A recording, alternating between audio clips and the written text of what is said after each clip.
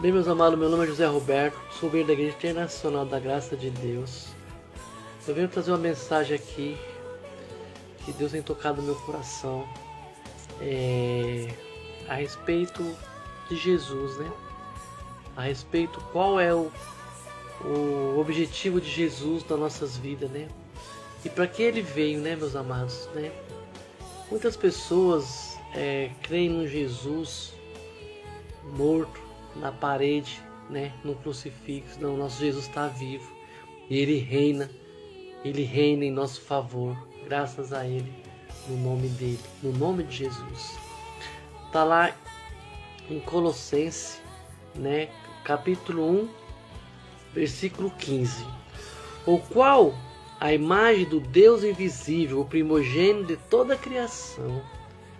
Jesus é o primogênito de toda a criação, né? Jesus, ele estava com Deus, ele era Deus, né? Na fundação do mundo, né? Quando Deus disse, haja, né, luz, né? E Jesus já estava com ele, né? Quando Deus formou o homem, Deus falou, façamos a nossa imagem e semelhança, né? Deus não falou, façamos a minha imagem e semelhança, não, ele falou, façamos a nossa imagem. Então, era Deus, né? Jesus e o Espírito Santo, né? A gente usa muito falar da Trindade, né? Mas a Trindade não está na Bíblia, né? A palavra Trindade, mas é um Deus trino, né? Três pessoas, um só Deus, né? Então, foram criadas todas as coisas através dele, né?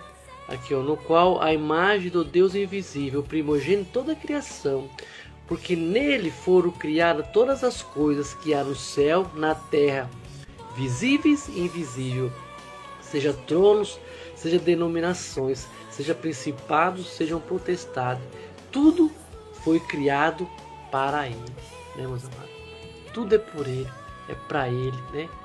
Tudo é para o nome de Jesus Cristo, para honrar e glorificar a ele. Tudo que nós fazemos, meus amados, é para glorificar o nosso Deus, é para dar a nossa adoração a ele, né? A palavra de Deus diz que Deus é um Deus ciumento. Ele não aceita dividir a adoração dele com ninguém. Ele não aceita dividir a adoração dele com imagens, com outros deuses, falsos deuses, né? Ele não aceita. Ele é Deus único. Então, todas as coisas foram criadas, foram feitas para ele, para glorificar o nome dele, né, meus amados? Então, aqui, ó, dando no 18 aqui, ó. Ele é a cabeça do corpo da igreja. É o princípio, é o primogênito dentre os mortos, para que em tudo tenha a preeminência, né, meus amados? Porque foi agrado do Pai que toda a plenitude nele habitasse, né? Toda a plenitude de Deus habitou em Jesus, né, meus amados? Então, e que havendo por ele feito a paz pelo sangue da cruz, por meio dele reconciliasse consigo mesmo todas as coisas, tanto a que estão na terra e as que estão no céu. Meus amados, Jesus veio para que nós fôssemos reconciliar com Deus, né?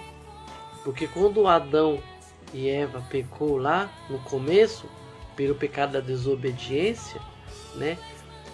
Jesus teve que vir ao mundo para que ele tivesse uma vida santa, né? Ele passou por todas as tentações e não caiu em nenhuma. Imagina uma tentação, meus amados, que você passou aí, você caiu. Ele passou por essa tentação, mas não caiu. Ele foi um homem santo, um homem puro, né? Ele foi 100% homem, 100% Deus, né? Na Bíblia fala, no mesmo capítulo, ele se mostra homem e se mostra Deus. Quando os apóstolos estão na tempestade, no navio lá, né? Que ele está dormindo. Ele está dormindo, né?